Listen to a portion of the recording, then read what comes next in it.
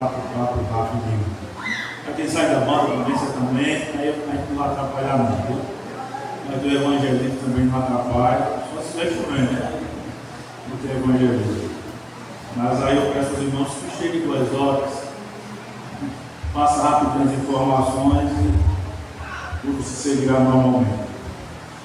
Domingo é nosso culto de missões, vamos trazer a nossa oferta missionária. Mas nós falamos sobre isso aí, deixa-me dar um parecer. Alguém disse que pensa que a oferta, domingo agora é voltado para a igreja perseguida. É isso, Aí alguém pensava que o domingo agora, por missões voltado para a igreja perseguida. A oferta missionária que é arrecadada, voltada para a igreja perseguida, então vai tudo para a igreja perseguida. Mês de julho vai ser a igreja da Argentina, para missionária da Argentina. Aí vai tudo para a Argentina, para os nossos missionários. Não é assim. A oferta é arrecadada em todas as nossas igrejas. E essa oferta, ela serve para pagar o salário de todos os missionários. Tem um plano de saúde dos missionários da família.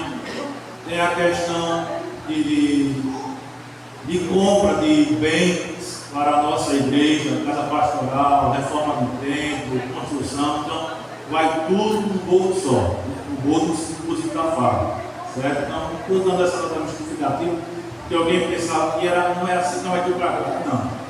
Arrecada-se aí, faz o que eu já disse, ok? Então, só para os irmãos terem noção da situação como é que se faz. Meus irmãos, nós estamos refletindo sobre as lições da história da Arca de Noé para nós. Então, nós vimos até agora e começamos a ver a primeira lição da história da Arca de Noé para nós, que é a obediência a Deus, mesmo sem compreender tudo, quando vamos a alguma coisa sobre a questão de Noé, e exemplificamos com outros exemplos na Bíblia Sagrada. Hoje nós veremos a segunda verdade. Tinha outros exemplos, pelo menos aqui, mas uns 3 exemplos a gente vai pular. Vamos aqui para a segunda lição, que é a história da Arca de Noé, transmite para nós. Abra sua Bíblia em Gênesis. Gênesis capítulo 6.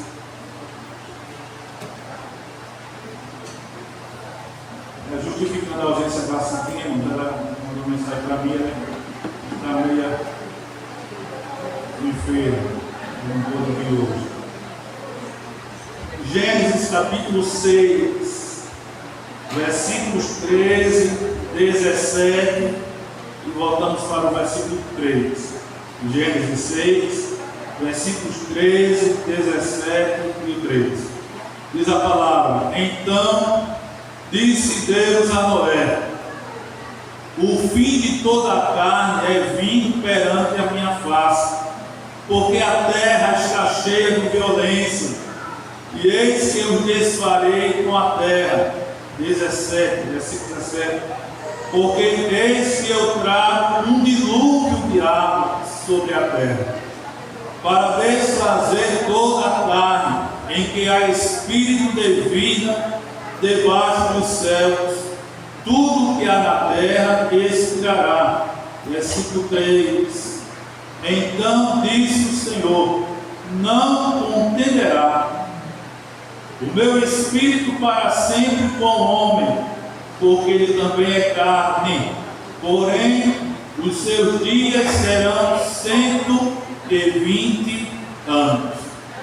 Meus irmãos, a segunda lição que nós vemos aqui dessa história, dentro desse texto aqui, é que Deus sempre dá um aviso antes do juízo. Deus nunca envia um juízo, seja a uma pessoa, seja a um povo, uma nação, sem antes ele enviar um aviso, dar um aviso para a nação ou para alguém. Quando nós vemos a Bíblia Sagrada, a gente vai ver que sempre Deus mandou um aviso. Vai mandar um juízo em nação tal ou em alguém, sempre Deus mandou um aviso. Nunca o juízo de Deus, ele fica aquém. Sempre ele envia um aviso. Foi o que aconteceu aqui com a geração de Noé. O povo estava caminhando, mas o povo começou a trilhar por caminhos escabrosos, desagradáveis aos olhos de Deus. Eu pontuei aqui algumas características do povo no tempo de Noé. Por exemplo, a multiplicação da maldade humana, no capítulo 6, versículo 5, a parte do texto que diz: e viu Deus que a maldade do homem se multiplicara sobre a terra.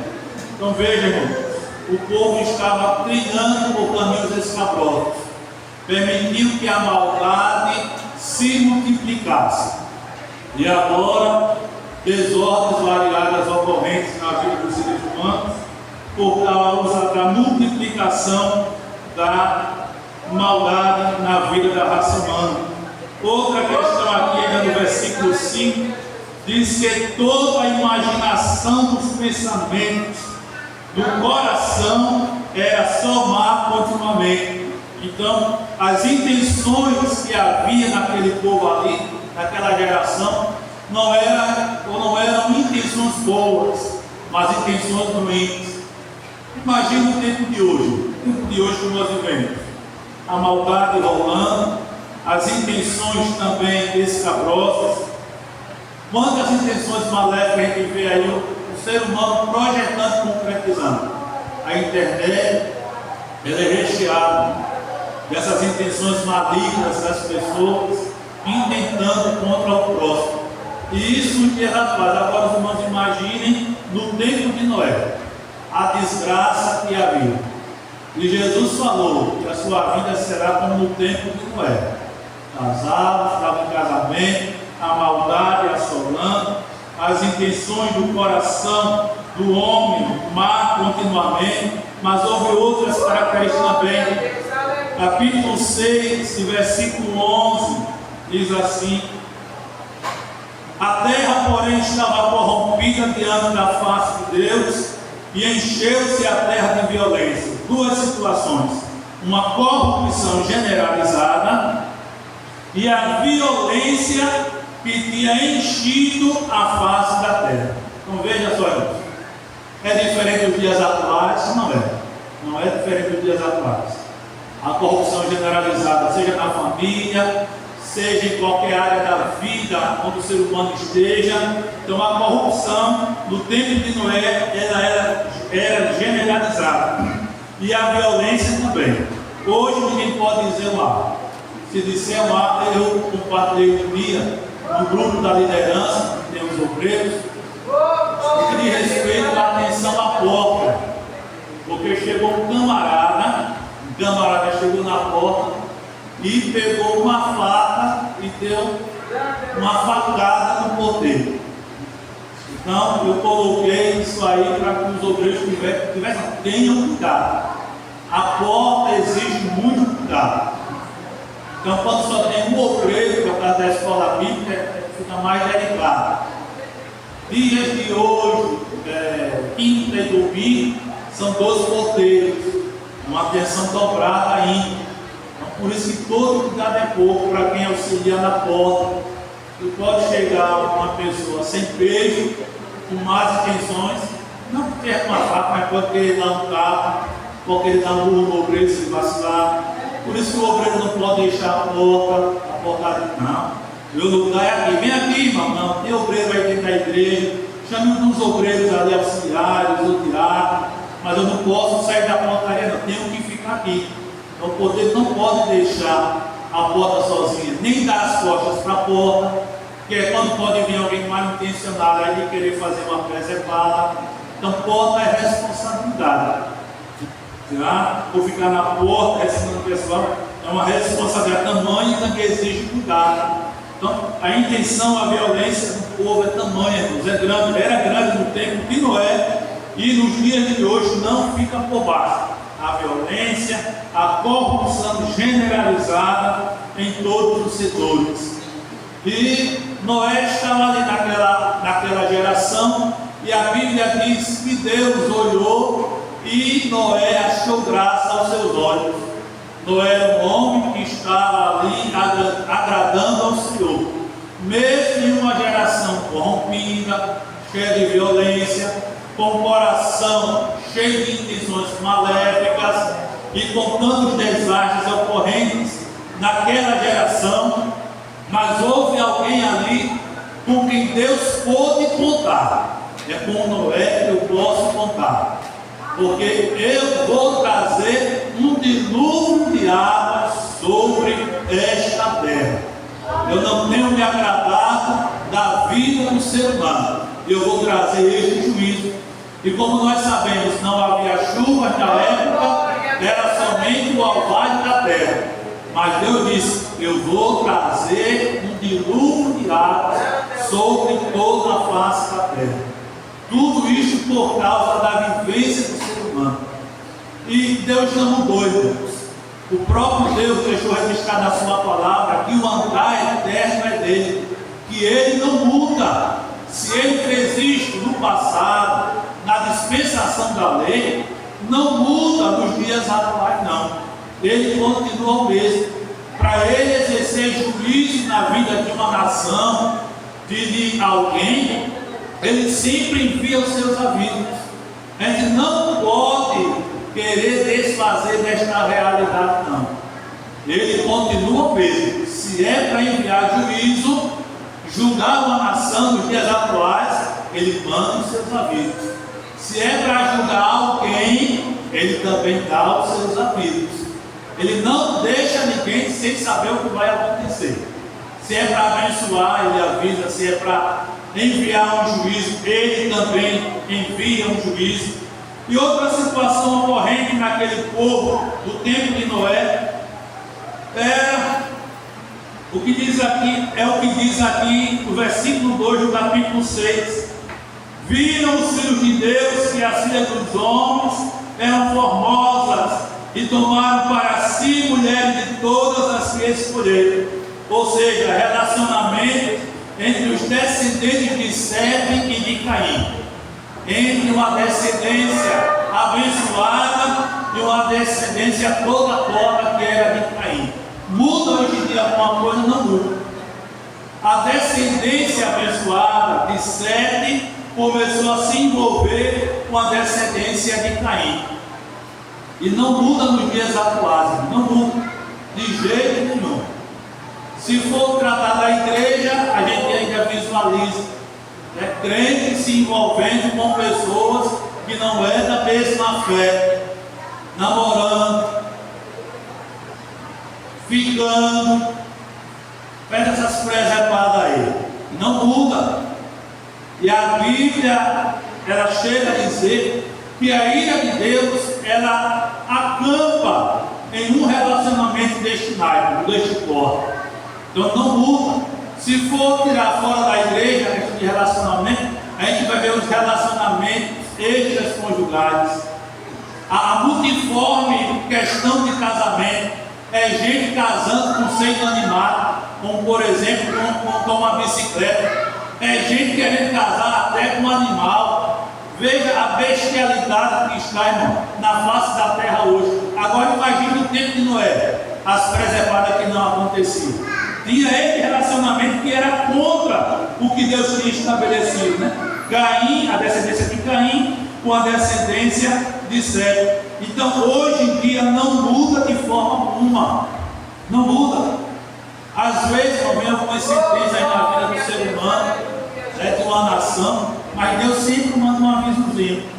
Às vezes Deus fala através de alguém, dando uma profecia, e a gente ouve, guarda, analisa, para ver se aquela profecia realmente foi oriunda de Deus. É o que nós temos que fazer. Qualquer profecia que a gente ouvir, se for para nós, a gente ouve, fica antenado e deixa eu ver se realmente foi de Deus. Tem gente que quando ouve uma profecia, nem ouve a profecia direito. meu servo, minha serva. Aí já começa a pular que nem um saci pererê. Glória a Deus, aleluia, e aquele alvoroço todo, e nem houve a profecia. Toda profecia é para ser ouvida. É que tem que ouvir a profecia. Para mim, deixa eu ouvir aqui. Se é para a igreja, quando ela tem essa maturidade cristã, ela pode estar envolvida no manto de fogo, mas quando vem uma profecia, ela se contém para ouvir a mensagem que Deus está a falar para ela. Então, isso tem a ver com a maturidade cristã. Não importa quem seja a pessoa que entregue a profecia. Pode ser o rei da cocada. Essa pessoa é uma sumidade. Pode ser a sumidade lá dos cafundó do Judas. Mas tem que ouvir, temos que parar e ouvir aquela mensagem profética que Deus, certamente Deus, poderá estar enviando pela boca daquela pessoa. Não é ficar pulando, saltando, gritando naquela euforia toda, não. Vamos parar e ouvir. Sempre, às vezes alguém diz, pastor, já ouvi alguém treinando uma mensagem para o senhor, e o senhor mais frio do que gira no pé de porta. Eu tenho que ouvir. Eu conheço meu temperamento um pouco, mas eu tenho que ouvir. Ouço e vou pesar. Tenho que ver o que Deus tem falado por aí à frente. Não é pegar e já ouvir, já ficar, eita, não, de jeito nenhum. Todo lugar é bom de respeito à profecia. Há muitas profetadas, há profetadas aí afora. E temos que ter cuidado para não comer gato por leve. Profetada, para dar profetada, o povo cai que nem um peixe comido pela isca. Vai na hora e nem examina e tal. Mas aqui na questão do tempo de Noé, irmãos, essas eram algumas situações ou circunstâncias ou características que havia naquele povo ali, e também até rejeitando a Deus, como subentende-se no versículo 3. Então disse o Senhor: não contenderá o meu espírito para sempre com o homem. Então veja só, havia uma certa rejeição do povo ali no que diz respeito ao próprio Deus. Não contenderá. Veja que o Espírito de Deus, ele estava ali, como a gente pode dizer, numa briga santa, contendendo com aquele povo, para ver se aquele povo retornava aos princípios corretos de andar com Deus, de servir a Deus direitinho e abandonar todas as preservadas que eles estavam fazendo naquelas épocas ali. E eu disse a vocês que todo juízo de Deus sempre ele é antecipado por um aviso. E o texto que nós lemos, eu disse: olha, vou mandar um pedido de cartas. E Deus aqui no versículo 3 ele diz: porém os seus dias serão 120 anos. Então o dilúvio não veio de surpresa, irmãos. Deus deu um tempo para aquele povo se arrepender. 120 anos, mas pastor, 120 anos, exatamente. Por quê? Porque não havia, irmãos, os equipamentos que nós temos hoje. Pastor agora entrou no Covid.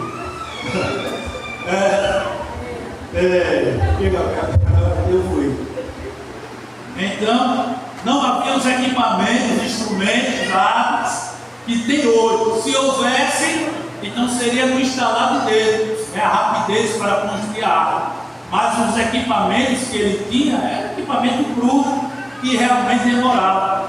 E Deus pegou na sua misericórdia e deu 120 anos para aquele povo se arrepender. E Noé com seus filhos trabalhando naquela arca, e o povo mandando dele, zombando dele, com seus filhos.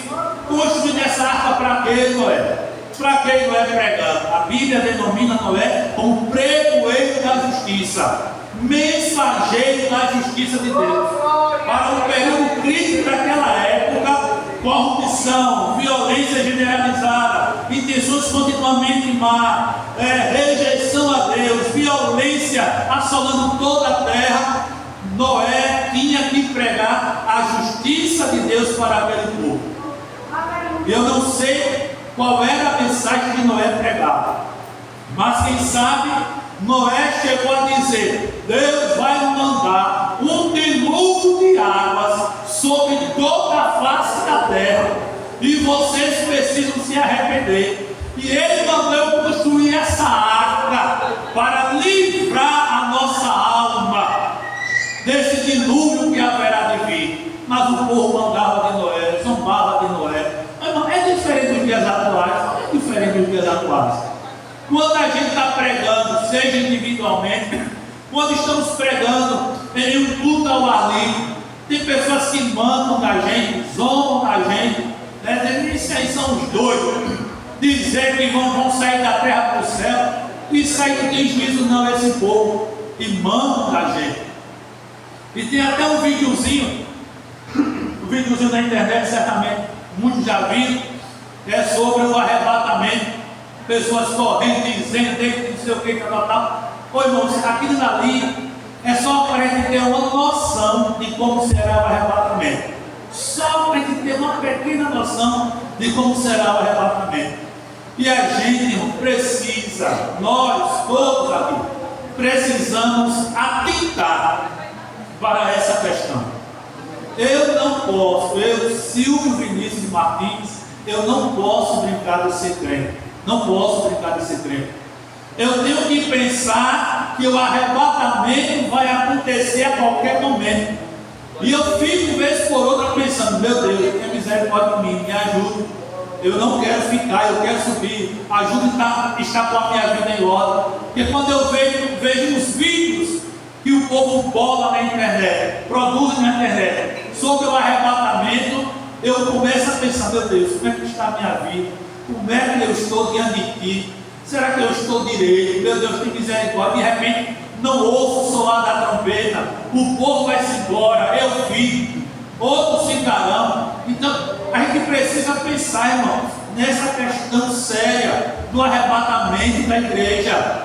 E às vezes, até mesmo, nós estamos aqui na igreja, mas nós estamos brincando, empurrando com a barriga a vida cristã, sem levar a sério a vida cristã, sem ter responsabilidade com a vida cristã, não está nem aí, não quer saber para o que o povo está dizendo da nossa vida, se nós somos crentes direito, ou se nós somos crentes malafubentos, sem testemunho de vida, uma vida desregrada, e às vezes não está nem aí, né? Às vezes a gente fica naquele pedacinho de uma música mundana que tem: se o povo falar em mim, e a gente não quer nem saber se está falando bem, está falando mal, não quer nem saber, não deu minha vida a ele não. Irmãos, a gente pode não dever a vida a eles, mas a nossa vida tem que falar algo. O nosso testemunho tem que falar algo. Testemunho dentro de casa. Às vezes, como cristão, o nosso testemunho em casa é uma negação. Não damos um bom testemunho dentro de casa. Aí tem que dar com a nossa vida no testemunho, no setor de trabalho, onde a gente está, na rua em que a gente mora, irmãos. O povo conhece a gente. O povo sabe como é a nossa vida.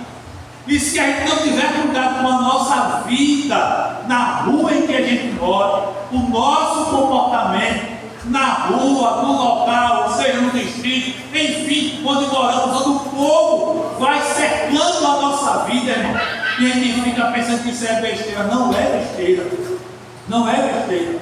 A gente tem que pensar seriamente nessa questão do arrebatamento da igreja, porque o tempo de Noé não diferencia em nada os tempos atuais.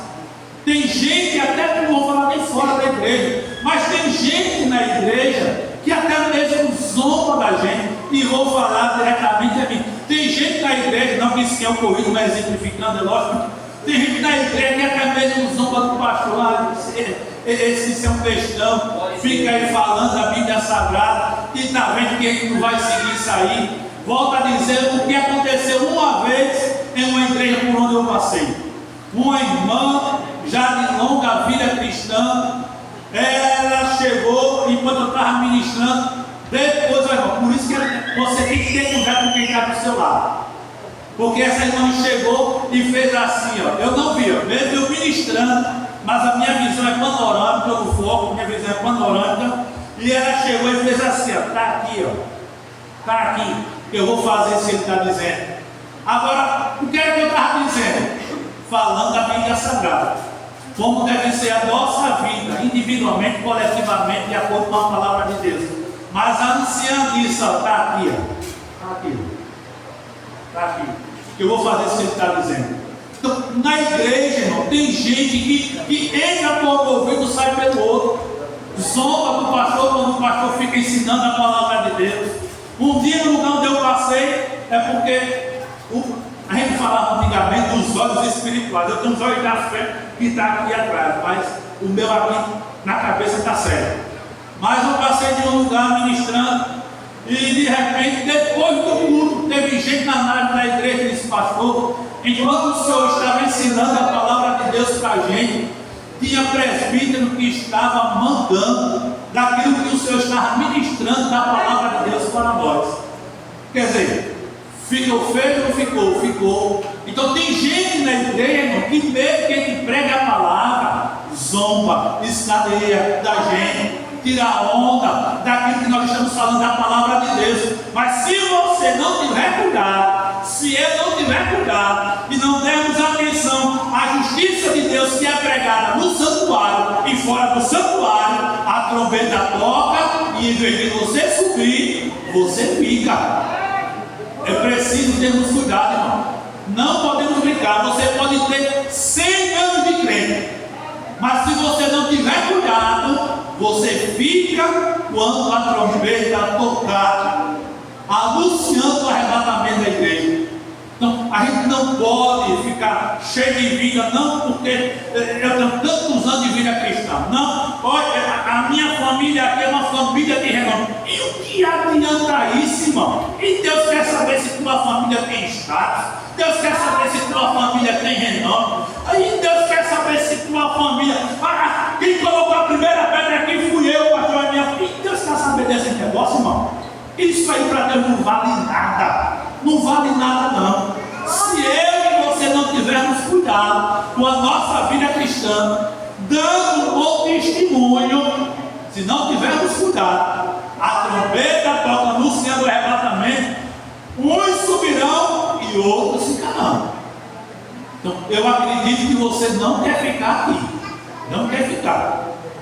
Mas Noé pregou por 120 anos a justiça de Deus que haveria de vir sobre a sua geração, mas a geração dele não creu, zombou dele, escarneceu dele, mas ele ganhou a vida dele, ele ganhou a vida da esposa, ele ganhou a vida dos filhos e das noras, todos eles foram libertos, a família dele foi salva do dilúvio das águas. Então não adianta você querer ganhar o mundo e perder a sua família. Não, eu vou ganhar o mundo, eu quero ganhar o mundo, mas é a sua família. Você está ganhando a sua família? Você está zelando pela sua família? Você está alertando a sua família? Você está orientando a sua família? Você está abrindo os olhos da sua família? Você está dizendo à sua família a verdade de Deus na sua palavra e que a família precisa estar atenta para poder ir para o arrebatamento da igreja quando a trombeta tocar? Nós devemos atentar para isso, irmão. Não adianta querer ganhar o mundo inteiro e a nossa família se perder. Eu tenho uma família para cuidar, mas eu tenho uma igreja também para cuidar. São duas famílias que eu tenho para cuidar. Agora eu não posso desprezar a minha família. Eu não posso deixar a minha família em segundo plano e em primeiro plano eu vou cuidar da família de Deus. E a minha família original, vamos assim dizer, né, que a igreja original, não tem na minha forma de falar, né? A família primária, melhor dizer, minha família primária está lá do lado, e a família secundária, que é a igreja, está em primeiro lugar. Não posso fazer isso. Eu tenho que cuidar da minha família, alertar a minha família nos perigos, pontuar, mas também alertar a igreja de Deus. Alertar a igreja de Deus. O arrebatamento está vindo, irmão. Jesus está voltando. As bênçãos serão para aqueles que permanecerem fiéis ao Senhor para subir no arrebatamento. Não venda a sua alma. Não venda a sua alma pelas coisas que o mundo tem a lhe oferecer. As coisas que o mundo tem a oferecer são saborosas, são atrativas, mas conduz para um lugar de sofrimento eterno. Renunciemos, irmãos, aquilo que o mundo nos oferece para a gente poder desfrutar das mansões celestiais que o Senhor tem preparado para nós. Rejeitemos as iguarias mundanas, irmãos, para poder desfrutar do maná que está reservado para nós, naquele lugar que o Senhor foi preparado. Se a gente atentar só para as coisas da terra, a gente vai se esquecer do céu, irmãos. Então vamos ter cuidado. Noé pregou, Deus mandou um pregoeiro para falar sobre o juízo que haveria sobre toda aquela geração.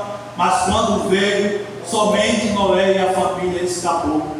Agora vocês imaginem, Noé entra, a família adentra, os animais selecionados por Deus adentram, tudo direitinho, e quando todos estão dentro, a porta é fechada.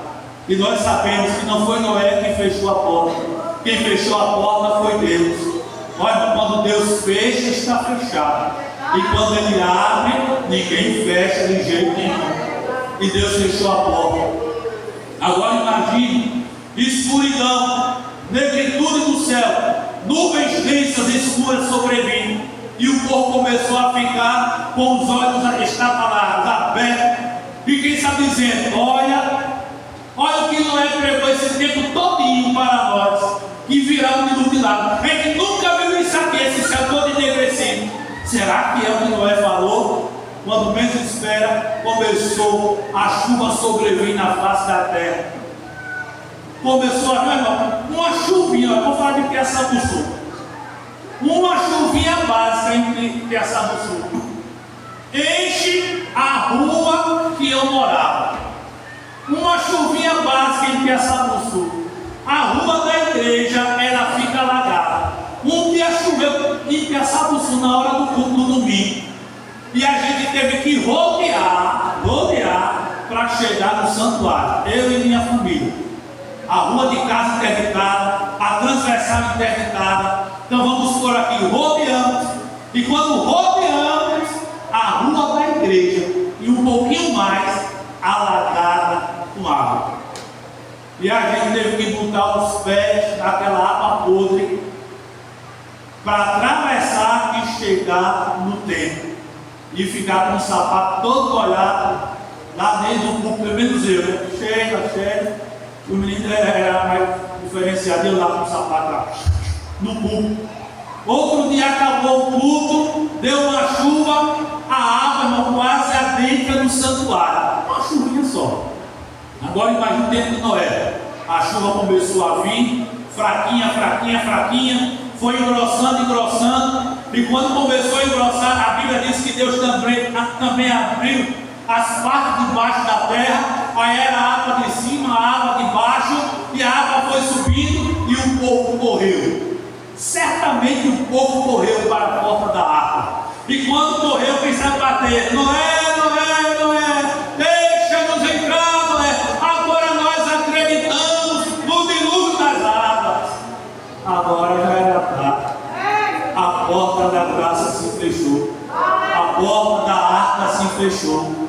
Não é diferente dos dias atuais. Quantos crentes brincando de ser crente? Quantos crentes não levando a sério a vida de ser crente, de estar comungando, né? Aquilo que eu estou colocando nos grupos da igreja, porque vou à igreja, distribuindo nas minhas 4 listas de transmissão para crente e para não crente, porque vou à igreja e pontuando. E quantos crentes brincando, irmão, dessa realidade? Brincam da realidade cristã, levam a esportiva. Mas cuidado, porque a trombeta pode tocar, bater a porta, Senhor, a porta da graça se fechou. E agora, irmão? Hoje vai ser triste, porque agora quem ficar aqui na terra vai ter que conviver com a tríade satânica. Terá que conviver com a tríade satânica: o falso profeta, o anticristo, o dragão que é o cão, Satanás. Vai ter que conviver com eles aqui. A vida não será fácil. Terá que aceitar o selo da besta para poder comprar, para poder vender. Se você for no mercadinho, não, cadê aqui? Deixa eu ver aqui se tem um selo. Tem não selo, vai morrer de fome ou vai aceitar o selo. A vida não será fácil. A grande tribulação será difícil. 3 anos e meio, uma falsa paz, como vocês sabem. A segunda parte, ou segundo tempo, 3 anos e meio, é a propriamente dito a grande tribulação, onde o povo vai ver mesmo Satanás virado, onde o povo vai ver mesmo o anticristo virado, o falso profeta mesmo virado mesmo, e muita gente, irmão, vai ser vítima. E eu quero recomendar a você, deixe de ter medo e vá ler Apocalipse. Leia Apocalipse, deixe de ter medo. Eu tenho medo para poder ler Apocalipse, não tome juízo na vida.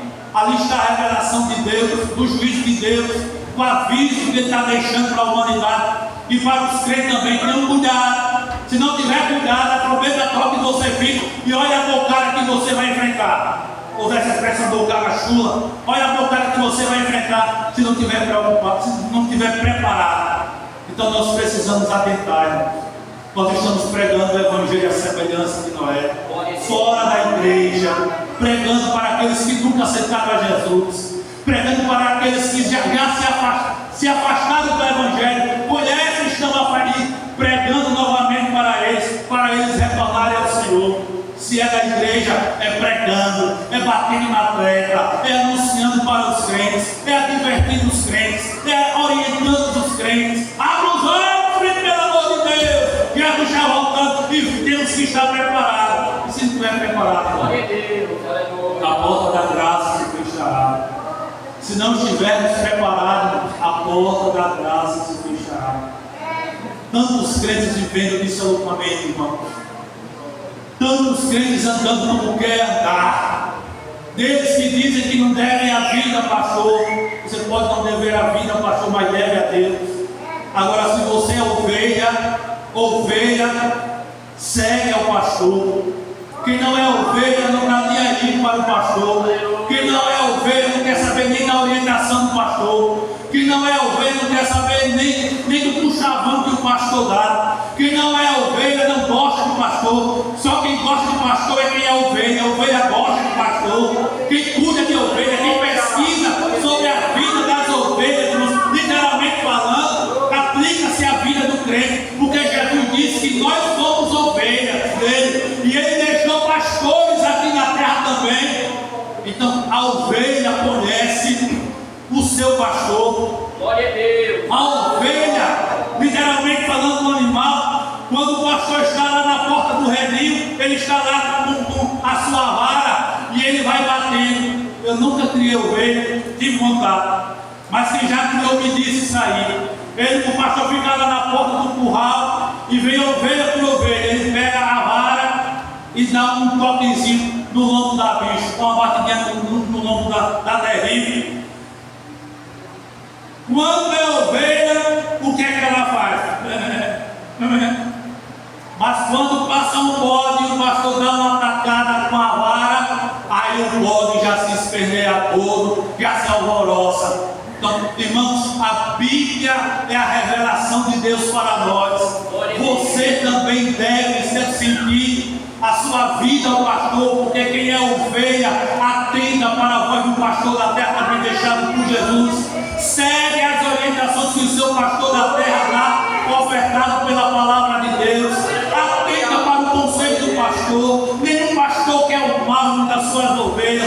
O pastor só quer o bem das ovelhas. Agora, se você não é ovelha, aí você faz que nem aquela anciã. Aqui, ó. Aqui, ó. Atentemos, tenhamos cuidado. Tenhamos cuidado, não brinquemos com a nossa vida cristã. Levemos a sério a nossa vida cristã. O juízo de Deus vai vir também sobre esta humanidade um dia. O juízo de Deus virá, mas estamos pregando. Mas o juízo de Deus também virá sobre aqueles que estão na casa de Deus. O Espírito de Deus deixou revelar, pela instrumentalidade de Pedro, que o juízo de Deus não começa lá fora. O juízo de Deus começa aqui dentro. Leia Pedro que você vai ver isso aí. O juízo de Deus começa na sua casa. Então o exemplo começa por casa. Seja pela minha casa, então o exemplo começa pela minha casa. Aí eu venho para a igreja e dou oportunidade. Você na sua casa, o exemplo tem que começar pela sua casa. E aqui transcorre normalmente. E Deus deu esse exemplo para nós. O exemplo começa por casa. Se a casa dele não estiver bem, se o povo dele estiver desordenado, se o povo quer fazer o que quer, se o povo quer andar por onde pensa que deve andar e não deve satisfação a ninguém, então o juízo de Deus começa por aqui, pela sua casa, por meio do seu povo, e transcorre lá fora. Então o juízo começa aqui. O julgamento de Deus começa pelo seu povo. Então veja que Deus é lindo quando deixou isso revelado na sua palavra. Todo o juízo de Deus é antecipado de aviso, mas não foi somente no tempo de Noé que Deus agiu assim não, de forma alguma. Deus agiu também no tempo de Jonas. Quem não se lembra de Joninhas? Quem não se lembra de Joninhas? O profeta fujão, como nós sabemos. Jonas, vá pregar a minha palavra em Nínive, Jonas. Senhor, não vou não. Pegou o peixe para Tarsis. Final das contas, todos nós sabemos, ele foi jogado ao mar. Deus preparou o peixe, engoliu Jonas. Lá no ventre do peixe, ele orou ao Senhor em arrependimento. E Deus fez o peixe vomitar a Jonas. E Jonas foi para Nínive pregar a palavra que Deus tinha dito. Pregue contra ela a palavra que eu tenho lhe dito. Vai, Jonas, agora. Eu vou, Senhor. Vou pregar a mensagem. Então, Jonas foi. Eu coloquei aqui, irmão, que Nínive era uma cidade extremamente grande e influente, como o próprio texto revela lá em Jonas. Porque caminho de 3 dias, ó, por 3 dias, Jonas saiu pregando a mensagem. Ainda 40 dias de Nínive vai ser submergida, vai ser acabada, vai ser extirpada, vai ser exterminada. 40 dias, eu estou com a mensagem de Deus aqui para vocês, Nínive. Deus vai destruir essa cidade aqui. Mas Nínive, irmão, diz também a história que o povo vivia em profunda maldade e violência.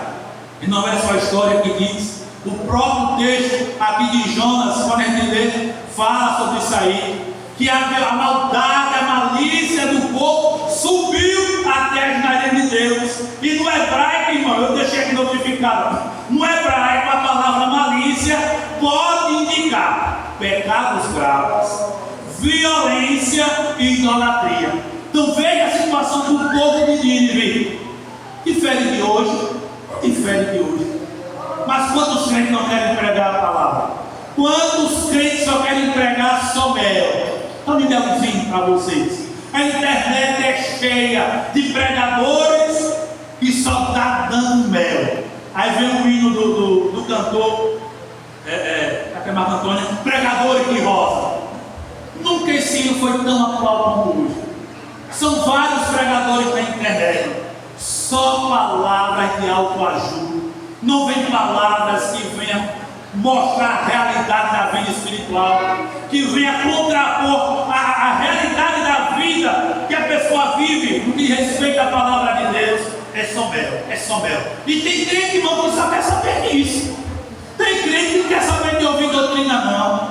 Tem crente que quer saber de ouvir figuradamente, um puxavão de leia pela palavra, não. Eu quero saber. Veja por aí fora. Não é diferente dias atrás, não. Não é diferente, não. Tem crente que quer saber mais de doutrina, irmão.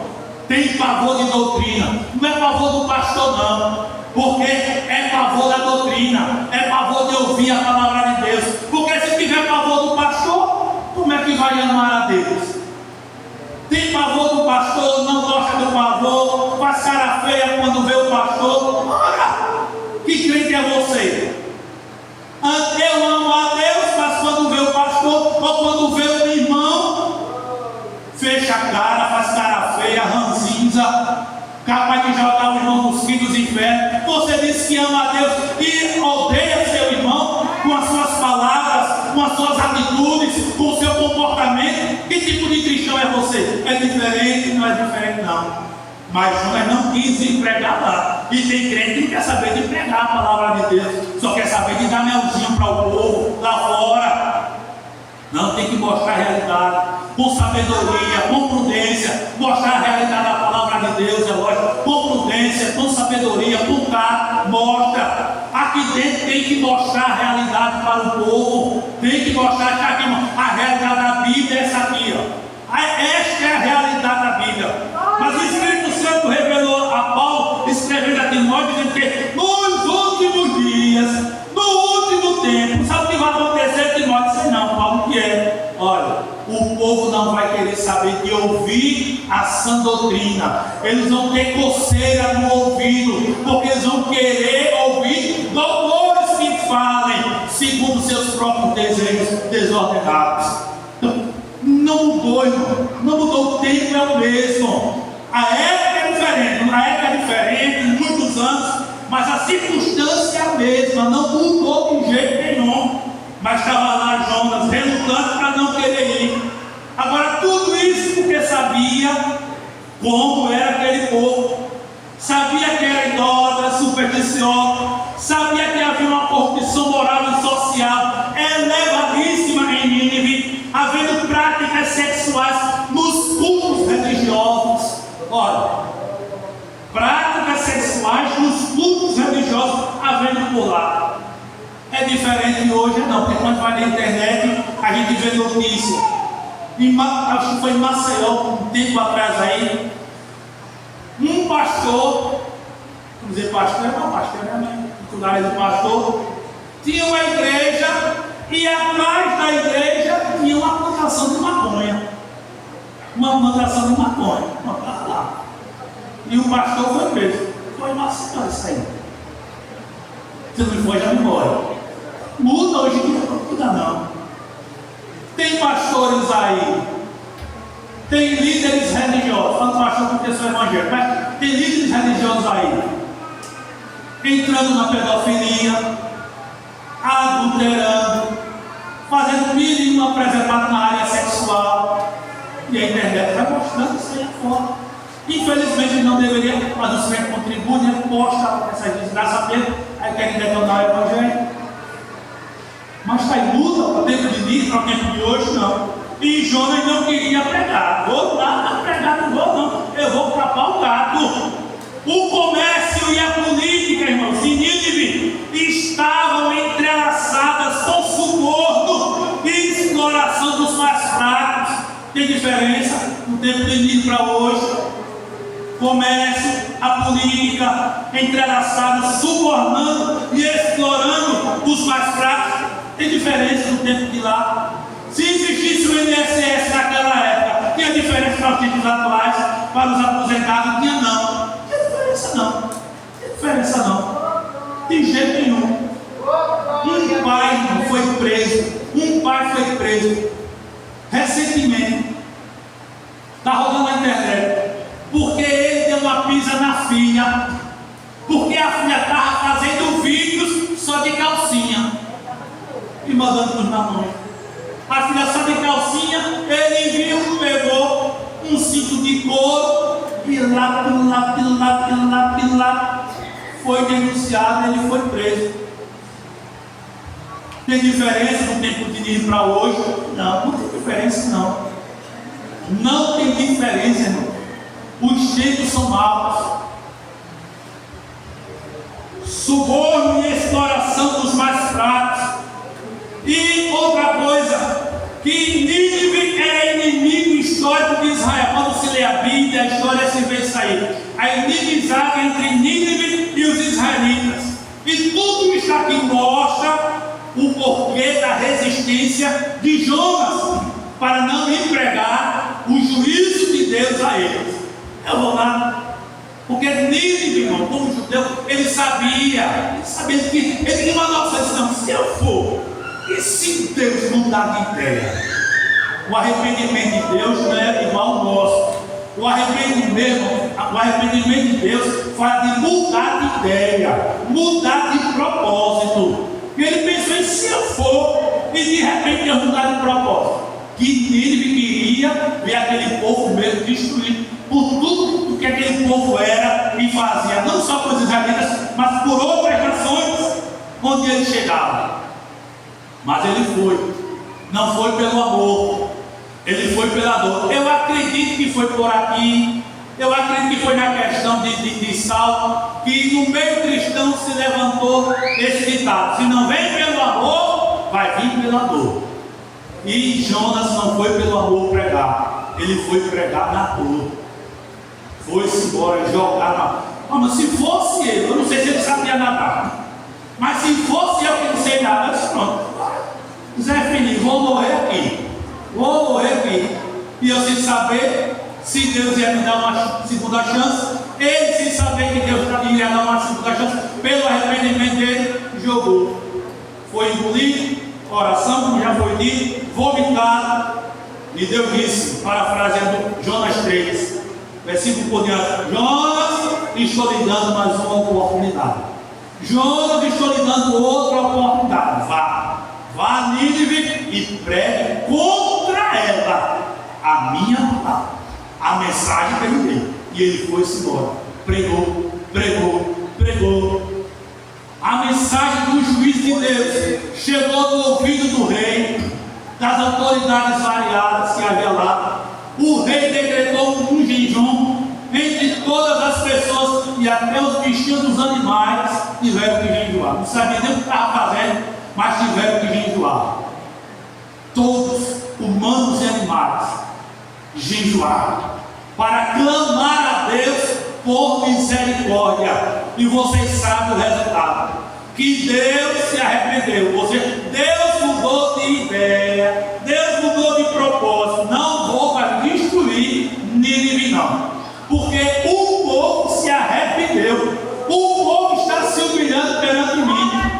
Irmãos, se a gente pregar a palavra de Deus com sabedoria, com calma, com prudência, para o povo lá fora, orando, Deus agirá, fazendo com que as pessoas se convertam a Cristo. Não tem para onde. Só se não quiserem mesmo, aí estarão sentenciados a um lugar de sofrimento eterno. Mas se deixar o Espírito Santo tocar em seu coração, abrir o coração, Jesus entra, o Pai entra, o Espírito Santo entra, faz morada nele e faz daquela pessoa uma nova criatura. Quem era você, mulamba velho? Quem era você, mulamba velho? Mas onde é que você está aqui? Fedorento está ajudando. Fedorento está com pecado. Mas rapaz também era Fedorento. Mas Fedorento está com pecado. E o pecado fede. Irmãos, mas onde é que você está? Você está na casa de Deus. Você foi alcançado pela graça de Deus. Você ouviu a mensagem do Evangelho. O Evangelho bateu tanto forte no teu coração, que um dia você não resistiu. E até eu compartilhei um videozinho de uma mulher cantando e uns rapazes lá embaixo, falando sobre a questão do coração que era duro, mas quando deixou Jesus entrar, aí ficou molinho, ficou molinho para Jesus. O que aconteceu com a gente, irmão? O nosso coração era duro pelo pecado, mas a palavra de Deus é água, a palavra de Deus é martelo que bate e chega a quebrar qualquer pedra. E você não resistiu ao bater do Evangelho, ao bater da graça de Deus, ao bater da misericórdia de Deus, ao bater sobre a salvação de Deus. Você não resistiu. Jesus não tem como te resistir. Está aqui a minha vida inteiramente para ti. E hoje você está aqui na casa de Deus, servindo a Ele.